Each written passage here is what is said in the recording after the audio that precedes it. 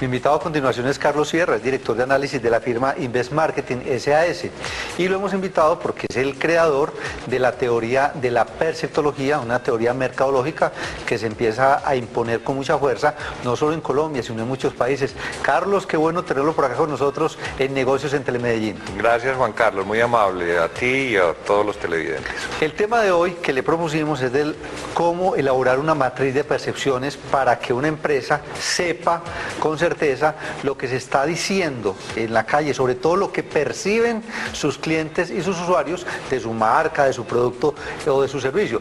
Pero antes démoslo general, Carlos, o sea, ¿qué es esa teoría de la perceptología en términos generales? La perceptología comercial lo que busca es que cada persona en cada organización genere de sí misma, de su cargo, de los productos y servicios de la organización y de la organización misma, percepciones positivas verdaderas, para generar relaciones de confianza que permitan construir mayores y mejores riquezas y construyendo unas mejores comunidades. Yo lo veo, Carlos, como una evolución de algo que ya es bastante cuestionado, que es la matriz DOFA, porque uno dice, bueno, que debilidades, oportunidades, fortalezas, amenazas, y hace el inventario uno mismo, de pronto con la gente de su empresa, pero casi que en ningún momento se toca el mundo externo, y menos clientes y usuarios. Inclusive desde la matriz DOFA uno se atreve a calificar hasta la gente que está en la misma área de uno, que usted no llama los competidores, sino los colegas. Y resulta que dice, en cambio la perceptología y sobre todo esta matriz que usted nos propone, pues yo veo que la gran fortaleza que tiene es que está consultando de primera mano con quien tiene la información. Correcto, Juan Carlos. Ese es el enunciado básico e inicial. Usted no puede hacer una matriz de percepciones sentándose en su oficina a definir qué piensan de usted los clientes, porque lo que estaría haciendo es una matriz de las percepciones que usted tiene de las percepciones de los clientes, y eso no tendría ningún sentido.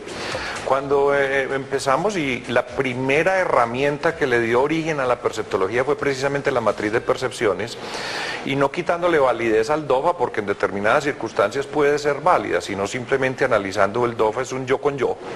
Es un yo decir, yo soy débil en esto y yo soy fuerte en esto, lo cual es un atrevimiento, porque en el momento en que yo digo, yo soy débil en esto, estoy diciendo, mi colega es fuerte en esto. Sí, claro. O yo soy fuerte en esto, estoy inmediatamente diciendo, el otro es débil en esto. Sí. Entonces es un poquito atrevido si yo no estoy metido en donde el otro. Y empezamos a ver, eso es un proceso muy largo que no viene al caso, pero llegamos a la matriz de percepciones, en donde lo que hay que preguntarle al cliente es, ¿usted qué percibe de mí? Porque ni siquiera el cliente conoce mis debilidades y mis fortalezas. Él ve lo que yo manifiesto, claro, como fortaleza o debilidad, que para él no es más que una percepción positiva o negativa. Y hay otra clasificación, porque usted nos lo ha explicado, Carlos, y es que hay muchas percepciones que son eso, percepciones, a veces no son ni siquiera realidades. Correcto. Yo puedo ser una empresa de transporte que soy supremamente cumplida en las entregas, pero que los clientes, los usuarios del servicio perciban que hay un incumplimiento. Que hay un incumplimiento. Y la gente puede estar relacionando el cumplimiento a la velocidad. Usted le dice, le voy a entregar en 48 horas y le entregan 36, usted está muy cumplido. Claro. Pero hay otra empresa que le entrega en 24, aunque le dijo que le entregaba en 16. Está incumplido, pero como fue más rápido, la gente puede decir, ve, el incumplido es cumplido. Sí. Y lo que quería decir era rápido. Nuestros clientes nos han manifestado, Carlos, que les gusta mucho cuando los enriquecemos con ejemplos que les permitan entender más los temas que tratamos acá. Bueno. Y hay uno buenísimo, que es el de Aerorepública, ¿no? Bueno, mira, uno simplemente le pregunta a las personas en 3 instancias. No es como las preguntas que se hace cuando uno hace libreta de calificaciones, que le pregunta a la gente, ¿usted cómo califica el servicio de tal empresa? Y entonces eso se le da un revoltijo en el cerebro, sí, y tiene que hacer la parte emocional, revolverla con la racional, tomar decisiones, calificar. Aquí somos muy cuidadosos en que el proceso se siga paulatinamente. Primero se le pregunta a una persona, ¿usted sobre qué elementos decide utilizar o no una aerolínea? Sí. Y ellos pueden decir, por la seguridad que me inspiren los aviones, por el servicio a bordo, por el check-out, por el check-in, por todas esas cosas. y empieza a valorar cada uno de esos elementos para llegar a una decisión final. En el caso, por ejemplo, de los aviones, de la calidad de lo que inspiran los aviones, en el 2003, en la Aerorepública de aquel entonces, le preguntábamos a la gente, ¿usted qué percepción tiene de los aviones de Aerorepública? ¿Positiva o negativa?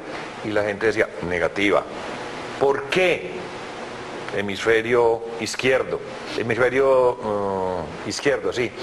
Porque son viejos. Bueno, ¿con cuánto nos califica? Ya esa era la otra parte de la pregunta. ¿Y qué opina de los aviones de Avianca, de Alianza Suma? Y decía, positivo. ¿Por qué? Son aviones nuevos. Esa era la información que nos daba la investigación. Con esos resultados nos fuimos para Aerorepública. Y ustedes, señores de Aerorepública, con información objetiva o de expertos, díganos si eso que piensa la gente está ajustado a la realidad o no, verdadero o falso.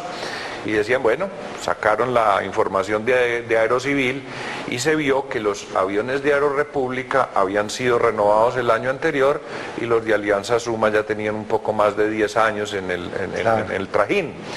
Entonces con eso detectamos que había una percepción negativa de Aerorepública que además era falsa. Sí. Y que había una percepción positiva de Alianza Suma que además era falsa. Entonces estábamos una negativa nuestra falsa enfrentada a una positiva falsa del colega. Como la responsabilidad en perceptología es ser absolutamente transparentes con el mercado, tenemos que decir la realidad nuestra y la realidad del otro.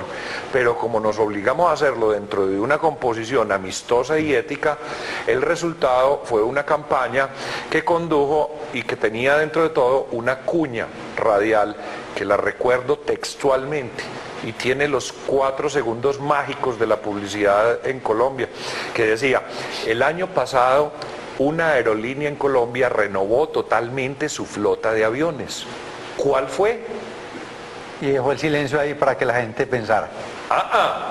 Aerorepública, ¿cómo has cambiado? Entonces la gente en esos 4 segundos decía, pues Avianca, porque sabíamos ya que por percepción eso era lo que iba a decir. Y después venía el, Aerorepública, ¿cómo has cambiado? Y ahí le está dando la información verdadera. Entonces ahí estoy dando la información verdadera tanto de mí como de mi colega, para el beneficio del mercado. Vamos a repasar entonces para los empresarios de todo el país cómo se hace una matriz de percepción. Y lo primero es... Investigación. Investigación. Quiere decir, yo tengo que salir a consultar con los usuarios de mi servicio. ¿Eso cómo se escoge de manera aleatoria? ¿Cómo es la metodología? Hay muchos cuestionamientos a todos los métodos de investigación. Todos son imperfectos. La observación, el trabajo de campo, el ponerle unos aparatos a uno para que vaya a mercar en una estantería, eso de todas maneras sesga. Claro. Lo que hay que saber es inteligentemente cuáles son los sesgos que se pueden presentar y cómo se van a neutralizar. La encuesta que nosotros hacemos es una encuesta en que cada pregunta está, como te lo dije, en 3 partes. Una para estimular el hemisferio derecho, una para estimular el hemisferio izquierdo y otra para que la callosidad los ponga a funcionar a los 2 hemisferios y tome una decisión de calificación. Claro. Eso tiene que ser muy importante y el saber hacer la pregunta. Por ejemplo, cuando nosotros le decimos ¿qué percepción tienes, positiva o negativa? El que hace la encuesta lo tiene que hacer rápido para que la gente no racionalice, sino que sea muy emotiva en esa respuesta. Y en la otra, el por qué, la inflexión es de piénselo, ¿a dónde? Entonces la manera de hacerlo también es muy importante. Investigación es la única fuente de información para la matriz de percepciones. Lo único que aporta la matriz de percepciones es sobre qué elementos toma decisión. Por ejemplo, para evaluar servicio al cliente, se le pregunta a la gente, ¿cómo evalúa usted el servicio al cliente de esta empresa? ¿Sobre qué elementos? Entonces no le tenemos prefijado unos elementos. Vea, evalúe el servicio sobre el cumplimiento, sobre esto. No, lo dejamos que libremente lo diga, que le dé un peso específico y que diga si es positiva o negativa. Carlos, hay 2 aspectos que me parece que son absolutamente claves en este tema de la matriz de percepciones, que son, primero, pues como los compromisos que se establecen a partir de la información que yo encontré en el mercado. Y segundo, la comunicación, porque hay que comunicarlo. Correcto. Hay, dependiendo de la ubicación, hay estrategias de trabajo hard y trabajo soft de comunicación. La mayoría de lo que hacemos nosotros, por ejemplo, cuando la percepción es positiva, verdadera, se tiene que hacer trabajo hard para continuar, Claro, sí. y trabajo soft, comunicación. Cuando es positiva falsa, hay que hacer trabajo hard para convertirla en verdadera. Cuando es negativa falsa, hay que hacer soft, comunicación.